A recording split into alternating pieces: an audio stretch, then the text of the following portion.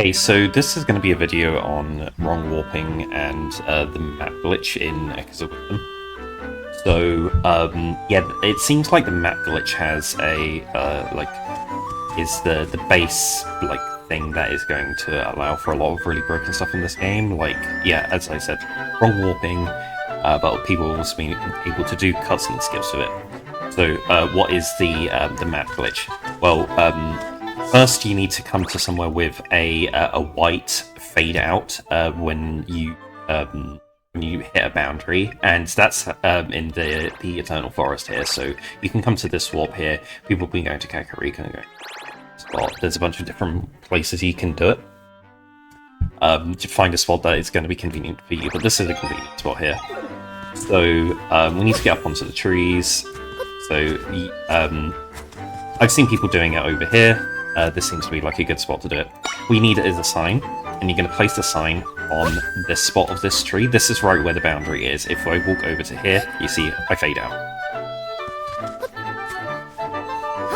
So we want to put a sign so that it's like on the barrier, and then we're going to target the sign, and we're going to inch to the left, and then we're going to press A to read the sign as we enter the zone to fade out, like so. So this is going to work. If I close the text box now, I'm going to get a fade to white animation, like so. That means I know that I'm in the right spot, if I get something like that. So, let me just try again. This is a trick that's going to take a lot of retrying and a lot of trial and error to figure out what is a good setup. So, respawning like so. Okay. There we go. Right, so we're going to inch to the left, and reading the sign is not too bad once you have a consistent look for it, so like that. I was too slow on the A press. And, there we go. Okay, so from this position, to get the map glitch, what we want to do is we need to, when we unpause, you'll see that Zelda starts moving a little bit, and then it'll fade to white. Like that. Like the camera moved a little bit. You're trying to time a plus or a minus input on that tiny little window when the game is running normally before the white fades out animation happens. Some people have been timing this. I find that doing a button mash is the most consistent way of doing it.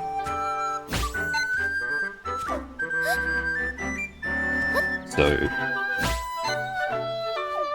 there we go. Right, so we're going to button mash. So what I'm doing is I'm doing an alternating button mash where I go start, minus, and moving the controller so I can rapidly mash between the two of them. I'm doing it with index finger on the plus, minus on that, and then I can press the A button to close the text box when I'm ready.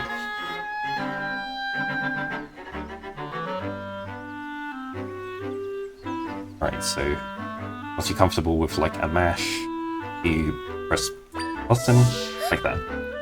And then I mash too long. You mash too long, and you will close the menu after you get it. So I got it there because the menu opened up. Right. Okay. Didn't get it. Try it again.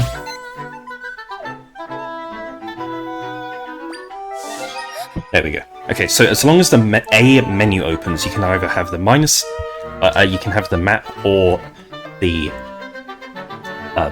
pause menu open up. It doesn't matter what happens. But if you look at the mini-map now, we have control of Zelda. Zelda can move around inside a menu right now. That's the whole point of map glitch. To be able to do a wrong warp, you want to be you want to have the bugged map open. And to be able to, if you've got the paused menu like this open, you can switch to the bugged map by holding L, and this opens up the links, like Zelda's Echoes menu, and we can swap between the map and the menu, and keep the bugged versions of those open. So we press minus and we open up the map. We've got the bugged map right now. Now, normally you want to be holding L the entire time. As soon as you let go of it, you kind of you stop the ability of being able to switch menus, and you're locked into whatever bugged menu you're on. So we're going to do that. We're going to say on the bugged map menu. So we're going to select a waypoint. We're going to select the one that's right here. So we press A to open up the warp menu. Then we're going to press minus to open up the real map. And now we're going to press A to warp. And I just did a single input there, but it kind of has a weird audio thing where it does like 2 inputs because it's selecting like the pin menu and warping at the same time. And we get our wrong warp, and we're warping to Seaside. This is a really common one. Now, the precise details on where you warp to and like what you do to get the right kind of warp is just unknown at the moment. This is just like early days. We're testing stuff out to figure out what's the best way of making stuff happen. But yeah, we warped to this spot. You don't need to have this active to be able to wrong warp to it. I'm playing on a 100% save file, so everything's already unlocked at the moment.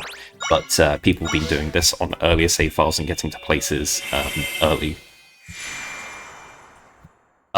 So it seems like from the overworld you warp to other places in the overworld, but you can also go to dungeons and do it. And I'll demonstrate how we can like maneuver to dungeons quickly and do those. So we'll come back to this spot, do the setup.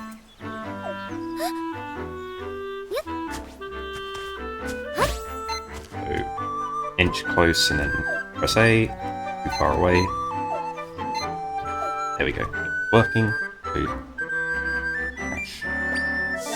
Got it. Okay. So then we hold L. We're gonna hold minus, and on the bugged map, we're going to do a regular warp to the first dungeon. We're going to go into the first dungeon, and we're going to do a wrong warp. Ideally, from the first dungeon to the second dungeon. That's what I was getting happen consistently, but the thing is, like, it's kind of inconsistent, so we can't say for sure. So if you look at the minimap, we're going to maneuver Zelda over to the dungeon entrance. So just outside the dungeon entrance, there's at this spot here, we're going to be able to talk to Tri by pressing A. You have to maybe maneuver around a little bit to find the right spot.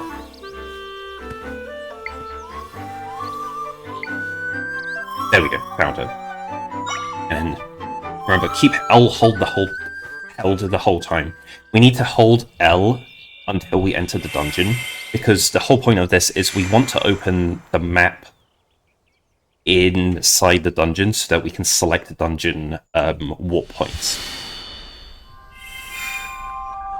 So now we're inside the dungeon. Holding L, we can press minus, and we can press right to go inside the dungeon. We're going to select this warp point. I can let go of L at this point. So this warp point, I'm going to press A to open up the warp option, press minus to open the real map, and then press A. Now, hopefully, if this worked out, we should be warping to Gerudo, the second dungeon, and yeah, we did it.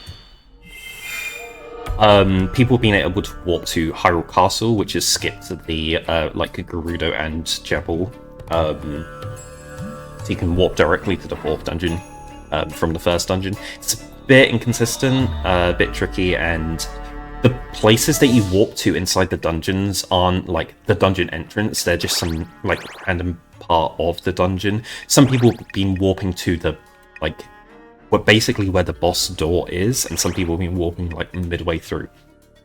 So it's kind of say exactly for sure what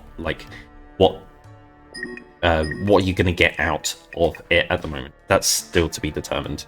And of course, there's cutscene skips available, but I'm on a 100% save file, so I haven't been able to, I won't be able to show it going to a cutscene to skip it. But if you have map glitch and go into a cutscene, you can skip it.